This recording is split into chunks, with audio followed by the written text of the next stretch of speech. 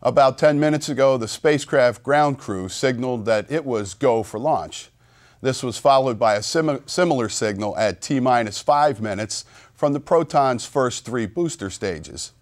And then at T-minus 2 minutes, just recently, the Breeze M upper stage is polled by the automatic sequencer to give the final go command prior to liftoff at T-minus 0. Right now, the vehicle appears to be in a positive condition for liftoff. All right. Well, I want to point out to our viewers that now and for the first few minutes after liftoff, we'll be watching the action from Baikonur in real time. As the Proton travels easterly downrange, however, our viewers will notice some time lags between the actual flight and the display of those events and in the commentary. The reason behind this delay is that as Proton follows its pre-programmed flight path, it will pass out of range of the Baikonur receiving stations. At this point, signals are received by stations downrange and transmitted back to Baikonur. This may cause short delays. Now, Mike, will you take us through the final pre-launch stages and through liftoff? I certainly will, Karen. This is the fun part out in Baikonur. We're sitting at T-minus 50 seconds and counting, and there's not a lot that goes on right now. Everybody's just waiting for the last 40 seconds to tick through. People sitting in the bunker at the launch pad. Many folks standing outside the hotels in Baikonur waiting for the launch to occur. And T-minus 30 seconds. And it's just been an accumulation of a lot of hard work and long hours. And the teams are in place at the various portions of the Cosmodrome. And we're at T-minus 15 seconds and counting. The final go launch polling has been completed. 10, 8, 7, 6, 5, 4, 3, 2, 1. And we have main engine start off, and we have liftoff of an ILS Proton rocket from the Baikonur Cosmodrome in Kazakhstan with the Eutelsat satellite on board. Let's watch.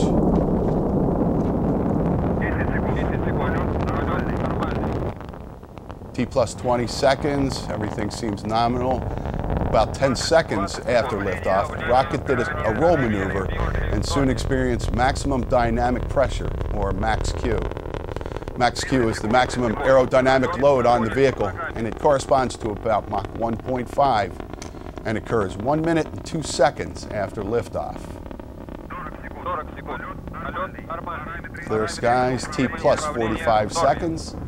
Everything seems to be moving nominally. And the vehicle is heading in an easterly direction presently with a flight azimuth of about 61.3 degrees. T plus 62 seconds. Max Q has been reached. And on a clear night like tonight, we should be able to witness stage 1, stage 2 separation. T plus 1 hour and 20 seconds. 1 minute and 20 seconds, excuse me. As mentioned, first stage separation from second stage is set to occur 2 minutes into the flight. Baikonur reports that all is nominal. T plus 1 minute 40 seconds.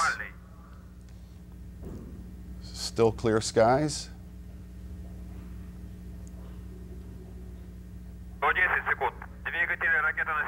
T plus 1 minute 55 seconds. We should be able to watch separation as it occurs. And there's the visual of first and second stage separation. I'll await confirmation from Baikonur. As you can see the graphic on your screen, this is a rendition of what is happening to the rocket presently.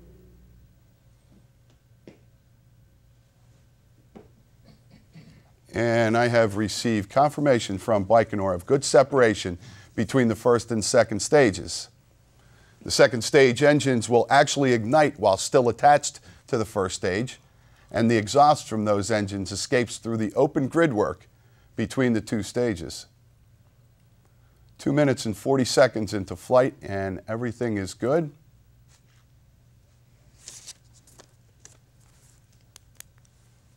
Two minutes and 50 seconds, and all seems to be working nominally.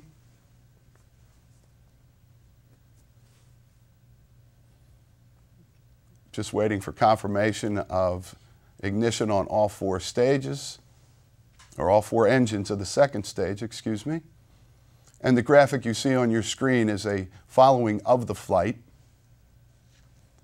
3 minutes and 15 seconds into the flight, and all is reported nominal.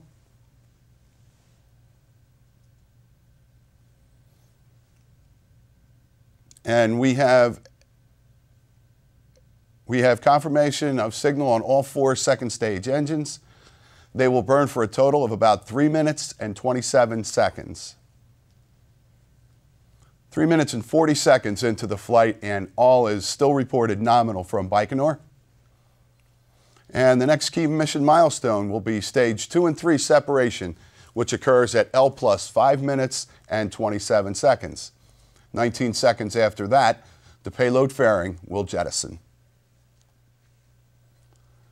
When you visit the ilslaunch.com website, you will find photos, descriptions of the mission traditions, the blog, the mission overview, and the latest news release about the mission.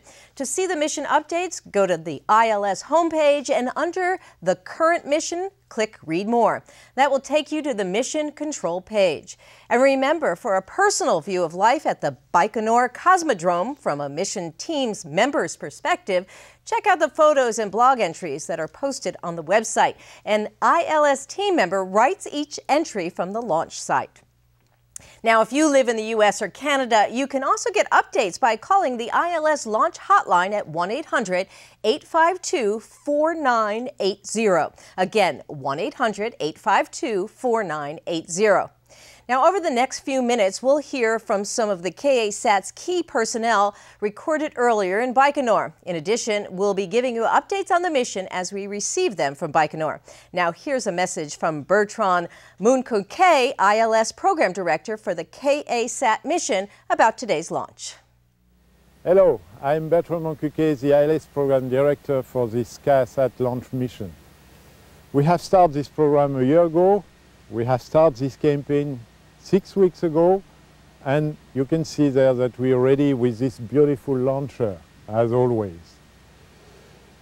I want to thank everybody for the good job done during that preparation and that launch campaign. Eutelsat, Astrium, and Khrushchev, their associate, and also particularly the authorities at Moscow and Roscosmos, who have paved the way for this launch of KASat before the end of the year. So, as you can hear me, KASat is now flying with the Proton, and that will be for about 9 hours. It was Christmas 2 days ago. Now it will be for everybody a Happy New Year, and I give you my best wishes. But now the wishes we have is go Proton, go Brisem, go KASat. Now let's hear a translated interview with Vladimir Brofman, Krunovichev, Program Director, about the KA satellite mission.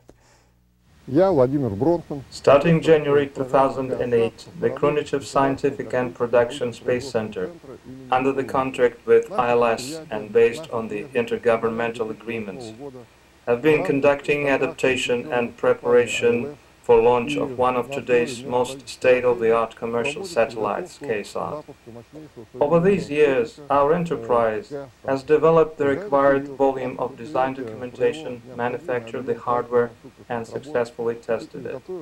The test results fully conform to the Russian national standards, as well as to those of the countries participating in the launch campaign. Over the past month, we have performed the full scope of assembly operations and testing activities with the integrated launch vehicle, which is now, you see, already verticalized on the launch pad behind my back. After the 3 years of hard work, we have just 3 more days of combined effort left, so that KASat would be inserted into its target orbit and started working for its owner, the major European communication company Eutelsat, which over the past 1.5 years has entrusted to us to launch 3 of its satellites from Baikonur. And I'm happy to report, I just heard from Baikonur that I can confirm Stage 2 and Stage 3 separation And I can also confirm a successful payload fairing jettison. And the payload fairing jettison occurs at a velocity of about 4,600 meters per second at an altitude of 137 kilometers. Our next major milestone will happen in about 3 to 4 minutes, and that will be the separation of the Proton's third stage from the BRIES-M upper stage. ILS has worked with Astrium since 2004, including successful Batter 5 mission for Arabsat this past June. Here now is a video prepared from Astrium on KASat.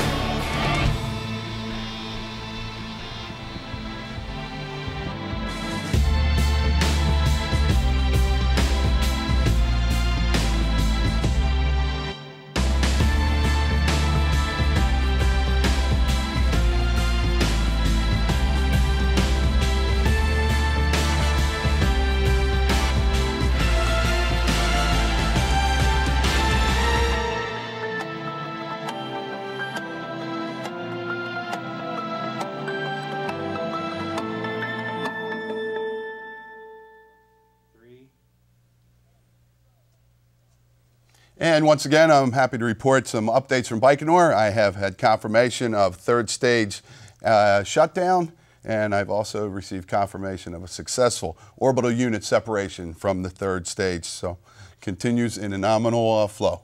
Thanks, Mike, for the update. Now, representing Eutelsat on the launch team is Andrew Lindley, KASat Program Director. Hello, my name is Andrew Lindley.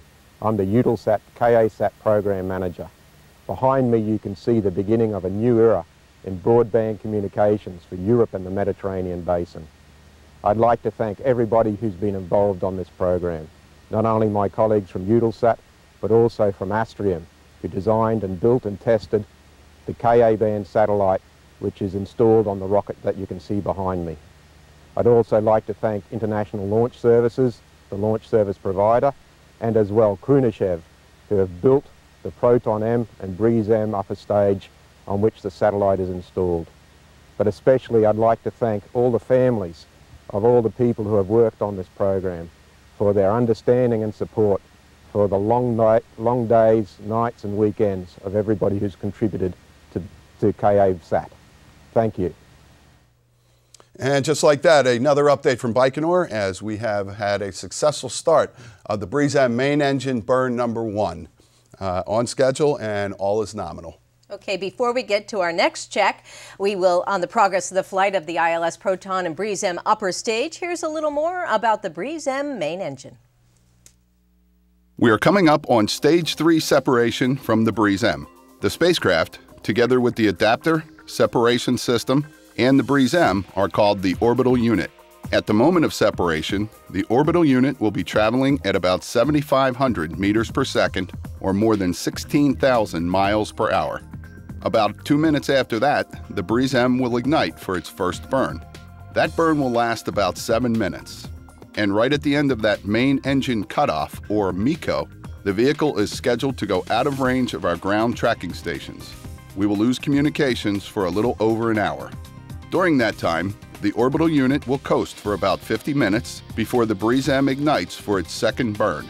About 17 minutes later, the main engine will shut down again.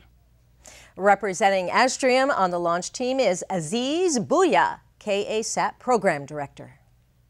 This is Bouya, the KA-SAT Program Manager at Astrium. On behalf of Astrium team, I'm very pleased to be here in Baikonur for KA-SAT launch campaign. Behind me you can see this huge Proton rocket with KA-SAT satellite on board. It is a very challenging program as it is the new generation of Ka-band broadband satellites. It took Astrium like 3 years to design, build and test this new spacecraft. So my very warm thanks go first to Astrium team from France, UK, Germany and Spain for their valuable contribution to get us at this point. My warm thanks as well for Eutelsat team, project team for their excellent working spirit all along the program. Would like to thank as well ILS and Krunichev team for supporting us during this campaign. We are celebrating the Christmas here in Baikonur for the first time for me with our Russian, American, French and Australian colleagues. So it's like a big family.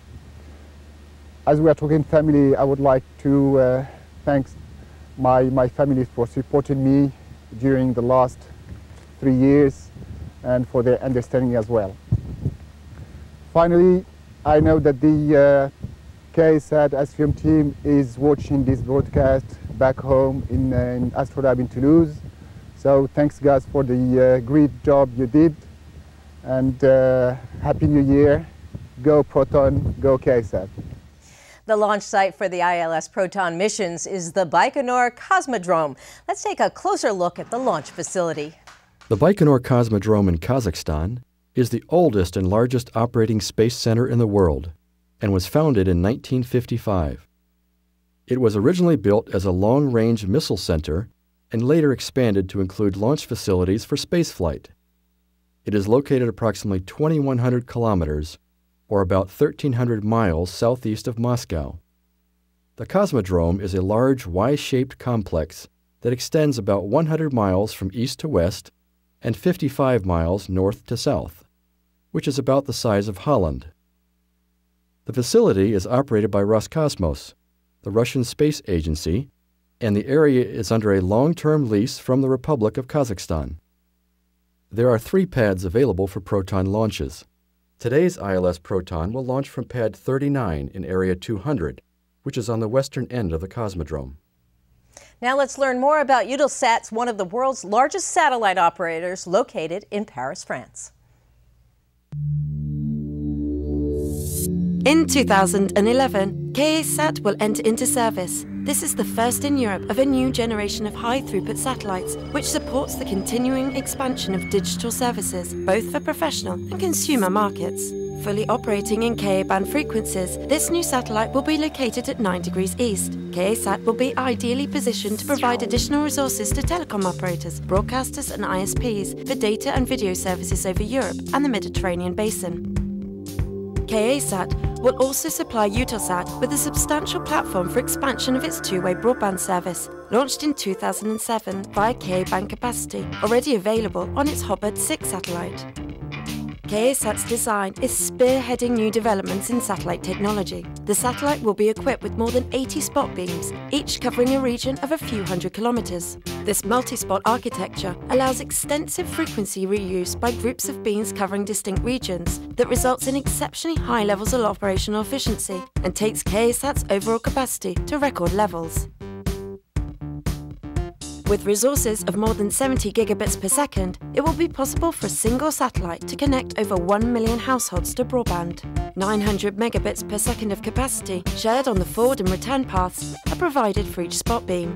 This exceptionally high throughput satellite, in addition to being ideal for internet and point-to-point bidirectional applications in general, is also perfectly suited for local and regional television channels, which are targeting audiences concentrated in a small area. It also enables the management of video and data applications requiring very high bit rates, particularly distribution of HD and 3D digital cinema in push or on demand. The Eutelsat satellite will form the cornerstone of a major new infrastructure deployed in Europe and the Mediterranean basin. The infrastructure will also comprise a network of gateways, interconnected by fibre and connected to the internet backbone. Each gateway will manage broadband connections between the internet and users via a group of spot beams on the satellite. The complete network will be managed by Eutelsat's Skylogic subsidiary from its Turin teleport in Italy. Eutelsat's arrival will open an incredible new era for broadband access for consumers and businesses located in areas underserved by terrestrial networks. The new two-way compact consumer equipment will include a satellite dish linked to economies of scale to make satellite internet accessible to a broad number of homes and businesses, with speeds and costs comparable to terrestrial networks. With the launch of Eutelsat, Eutelsat is opening an incredible new space to communicate in Europe and the Mediterranean basin. This groundbreaking satellite demonstrates Eutelsat's commitment to propel forward the digital revolution and make broadband accessible for everyone.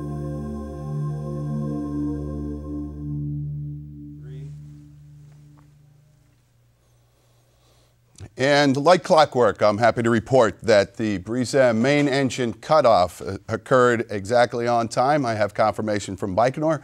And presently we are in a blackout period, a planned blackout period, which will last approximately an hour, at which time we will not be able to communicate with the spacecraft. So everything continues nominally on the flight. That's great news, Michael. Now, as you've experienced before, the launch teams who work on the ILS Proton missions are often living and working at the launch site during holidays and birthdays and other celebrations. And the Eutelsat mission team celebrated several holidays while they were in Baikonur. That was Thanksgiving, Hanukkah, and Christmas. Can you tell us how the mission team and the staff who worked at the launch site helped make these celebrations and traditions special while they're